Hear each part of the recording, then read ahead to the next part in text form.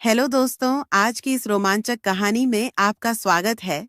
तो दोस्तों, मेरा नाम प्रिया है और मैं नोएडा की रहने वाली हूँ। मेरे घर में मेरे पापा, मम्मी और मेरे दादा दादी हैं। मैं अपने माँ बाप की इकलौती औलाद हूँ। मुझे मेरे माँ बाप ने बड़े लड़ प्यार से बड़ा किया है। आज मेरी उम्र 17 साल की है, लेकिन मुझे देखकर कोई कह नहीं सकता कि मेरी उम्र इतनी कम होगी, क्योंकि मेरा बदन बिल्कुल एक 26 साल की लड़की की तरह हो चुका है। और इसकी वजह मैं खुद ही हूँ, जो 17 साल की उम्र से ही मैं वह सब करने लगी। मेरे घर में 5 रूम है। एक में मेरे मम्मी पापा और दूसरे में मेरे दादी दादा, जो अब 61 से ज्यादा उम्र के हैं और ज्यादातर अपने रूम में ही लेटे रहते हैं। और तीसरे में मैं खुद रहती हूँ और बाकी के 2 कमरे हम अलग अलग कामों के लिए उपयोग में लेते हैं। मेरे पापा की उम्र 40 साल की है। मेरी माँ वैसे तो बहुत खूबसूरत है, लेकिन बहुत ही पुराने विचारों वाली एक साधारण औरत है, जो अपना ज्यादातर वक्त पूजा पाठ या अपने सास ससुर की सेवा में और घर के कामकाज में रहती है। मेरे पापा, जो एक बिजनेसमैन है और अपना खुद का बिजनेस चलाते हैं। हम बहुत अमीर तो नहीं हैं, लेकिन हमारे घर में किसी चीज की कोई कमी नहीं है। मेरे पापा भी बहुत खूबसूरत हैं, लेकिन मेरी माँ तो उन्हें टाइम ही नहीं दे पाती है। सिर्फ रात में जब उनके सोने का वक्त होता है, जब ही उनके पास जाती है। यह बात तब की है, जब मेरी उम्र 19 साल की थी। एक रात हम सब खाना खाकर सोने के लिए अपने अपने रूम में चले गए थे कि तभी अचानक से मुझे लगा कि मेरे मम्मी पापा के रूम से लड़ने की आवाजें आ रही हैं। मम्मी पापा का रूम मेरे रूम से ही लगा हुआ था। मुझे जिंदगी में पहली बार लगा था कि मम्मी पापा की लड़ाई हो रही है। इसीलिए मैं यह जानना चाहती थी कि वह लड़ क्यों रहे हैं। पहले तो मैंने सोचा कि मैं मम्मी से जाकर पूछूं, लेकिन फिर बाद में सोचा कि वह लोग मेरे सामने शर्मिंदा हो जाएंगे, इसलिए मैंने पूछना उचित नहीं समझा। लेकिन फिर भी मेरे मन में वजह जानने की तेज इच्छा हो गई, और जब मुझसे नहीं रहा गया तो मैंने उठकर देखने की कोशिश की। मेरे रूम में एक खिड़की थी, जो उनके कमरे में मैं खुलती थी। वह खिड़की बहुत पुरानी तो नहीं थी, लेकिन उसमें 2-3 जगह थे। फिर मैंने अपने रूम की लाइट ऑफ कर दी और उस छेद में आंख लगा दी। अब अंदर का नजारा देखने के बाद बदन में करंट सा दौड़ गया था, क्योंकि पापा और मम्मी को इस तरह मैंने कभी नहीं देखा था, और मेरी मम्मी उन्हें बार बार मना कर रही थी। और अब मेरी नजर तो बस वहीं टिक गई थी, तथा मैं चाह कर भी अपनी नजर हटा नहीं पा रही थी। अब वह लोग कुछ बात कर रहे थे, लेकिन मेरा ध्यान तो कहीं और ही था, तथा उनकी बातें सुनने का ध्यान भी नहीं था। अब मेरा दिल जोर जोर से धड़क रहा था, तथा इसके साथ ही मुझ पर एक और बिजली गिरी, तथा यह सब देखते ही मेरी तो जैसे सांसें ही रुक गई थीं। फिर मेरी मम्मी उस चीज को देखकर पहले तो गुस्सा हुई और फिर शर्म से अपनी नजरें झुका ली। अब उन्हें भी कुछ महसूस होने लगा था, और फिर उन्होंने इशारे से पापा को अपने पास बुलाया। फिर मेरे पापा और मम्मी कुछ तक समय वैसे ही रहे, जैसे एक पति पत्नी रहते हैं। फिर थोड़ी देर के बाद मम्मी अपने आप को ठीक करके और लाइट बंद करके सोने के लिए लेट गई। अब कमरे में बिल्कुल अंधेरा होने की वजह से मुझे कुछ नहीं दिख रहा था।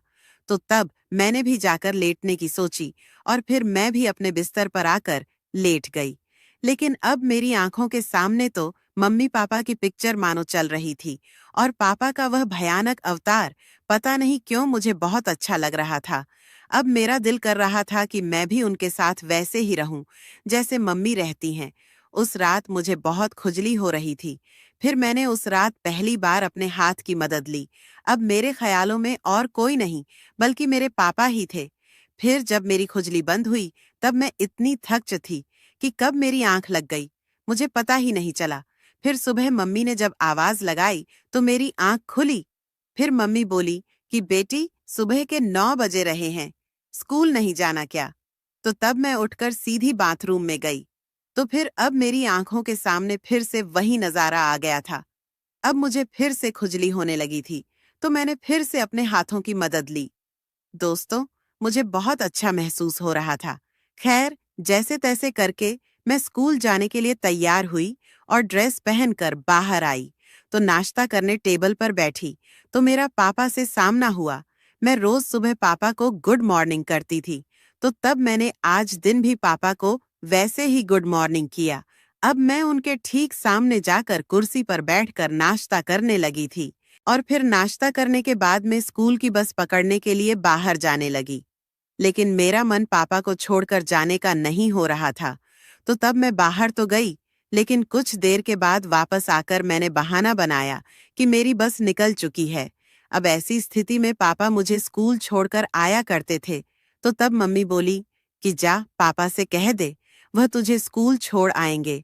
फिर मैं खुशी खुशी पापा के कमरे में गई। फिर मैंने पापा से कहा, तो वह मुझे स्कूल छोड़ने के लिए राजी हो गए। मैंने कहा, मैं लेट हो रही हूँ।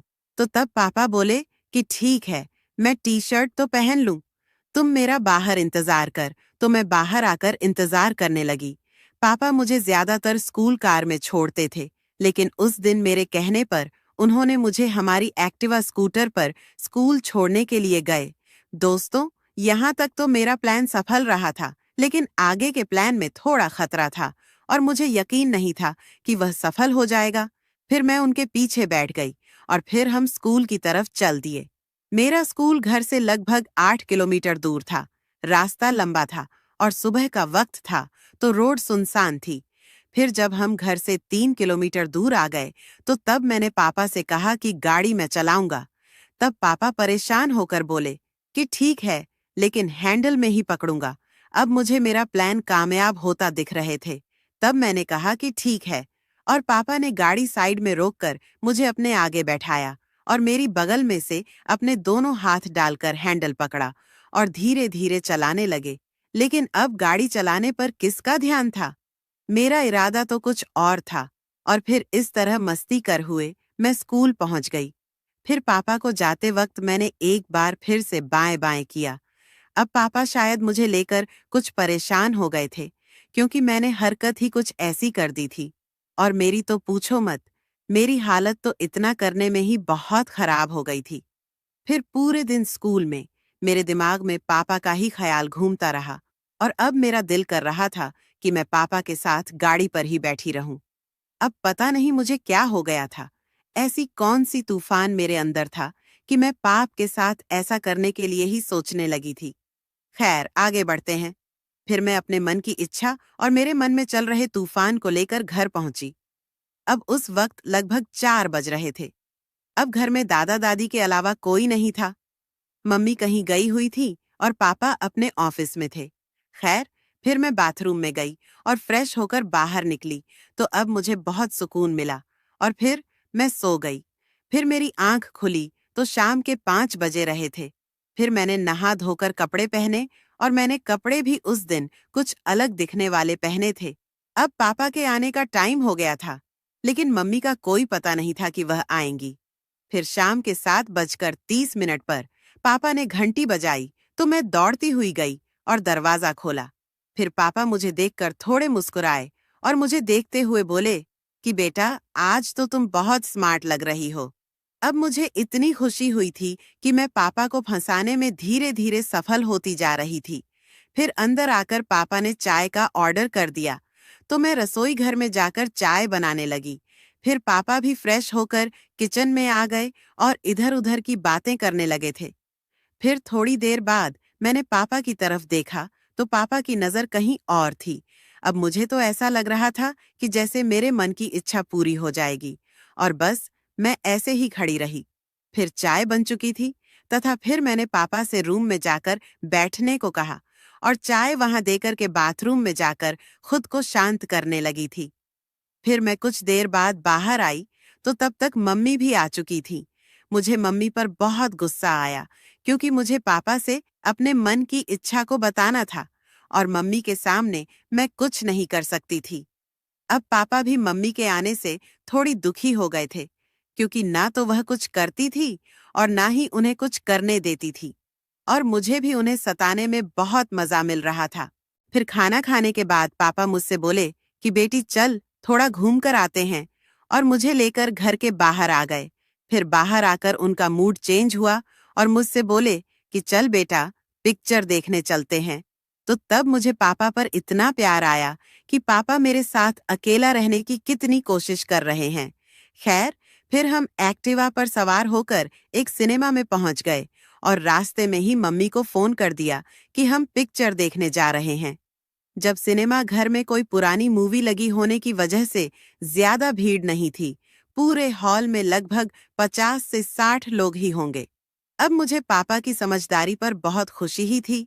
वह चाहते तो मुझे किसी बढ़िया पिक्चर दिखाने ले जाते, लेकिन उन्हें शायद कुछ ज्यादा वक्त मेरे साथ बिताने थे। फिर उन्होंने सबसे महंगे टिकट लिए और फिर हम लोग बालकनी में जाकर बैठ गए।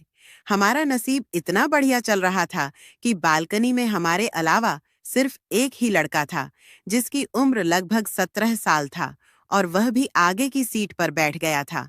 अब तो हम दोनों को और भी आराम हो गया था। फिर पिक्चर चालू हुई, लेकिन पिक्चर पर किसका ध्यान होगा? अब मेरा ध्यान तो पापा की तरफ था और पापा भी तिरछी नजर से मेरी तरफ देख रहे थे। अब बस शुरुआत करने की देर थी कि कौन करे। अब मैं तो पापा का साथ पाने के लिए वैसे ही मरी जा रही थी, और फिर उसी वक्त जैसे मेरे पैर पर किसी जानवर ने कांटा हो, मैं खड़ी हो गई।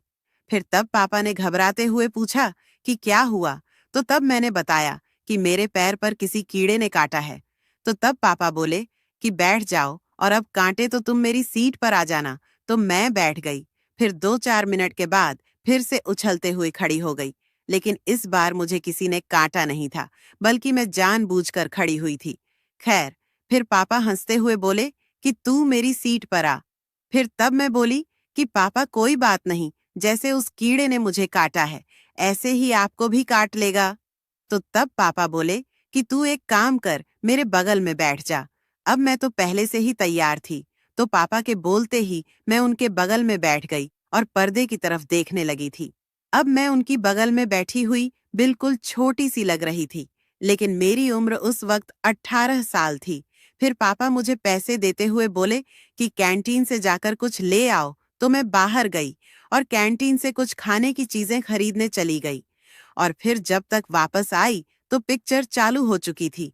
फिर मैंने पापा के बगल में बैठते हुए कहा कि पापा, मुझे आपके साथ बैठने में ज्यादा अच्छा लग रहा है। फिर तब पापा बोले कि तू फिर 1 मिनट रुक, और बैठे हुए ही खुद को सेट करने लगे थे। अब मुझे अंधेरे में कुछ नहीं दिख रहा था। और फिर जब उन्होंने मुझे बैठने को कहा और मैं उनके बगल में फिर से बैठ गई। फिर थोड़ी देर के बाद मुझे एहसास हुआ कि जो मेरे मन में चल रहा है वही पापा के मन में भी चल रहा था, लेकिन वह कह नहीं रहे थे। फिर हार मानकर पापा को इशारा किया और पापा मेरे इशारे को समझ गए, तथा जिस तरह मम्मी पापा का साथ देती है उसी तरह आज मैं पापा का साथ देने लगी। हम दोनों ने काफी देर तक वहां मजे किया। अब हम दोनों बिल्कुल शांत थे और बहुत थक गए थे। फिर 30 मिनट के बाद ही पिक्चर खत्म हो गई और लाइट जलती। इससे पहले ही मैंने खुद को ठीक किया। फिर थोड़ी देर के बाद लाइट जली और फिर हम दोनों हॉल से बाहर निकले। फिर बाहर आकर पापा मुस्कुराते हुए बोले कि पिक्चर कैसी लगी? तो मैंने जवाब दिया कि इससे बढ़िया पिक्चर मैंने आज तक नहीं देखी, लेकिन पापा मुझे चलने में बहुत तकलीफ हो रही है। उसके बाद मुस्कुराते हुए पापा ने मुझे अपनी गोद में उठाया और पार्किंग तक ले गए, क्योंकि हमारी गाड़ी वहीं थी। और फिर मैं मुस्कुराती हुई गाड़ी पर बैठ गई और फिर हम घर की तरफ चल पड़े। उस दिन के बाद से अब मेरे पापा मेरा बहुत ख्याल रखते हैं और मैं भी अपने पापा का बहुत ख्याल रखती हूँ। तो दोस्तों, ऐसे ही और भी इंटरेस्टिंग कहानियाँ सुनने के लिए हमारे आलिया की वॉइस चैनल को अभी सब्सक्राइब करें। मिलते हैं कल एक और जोरदार रोमांचक वीडियो के साथ। तब तक के लिए love you and take care.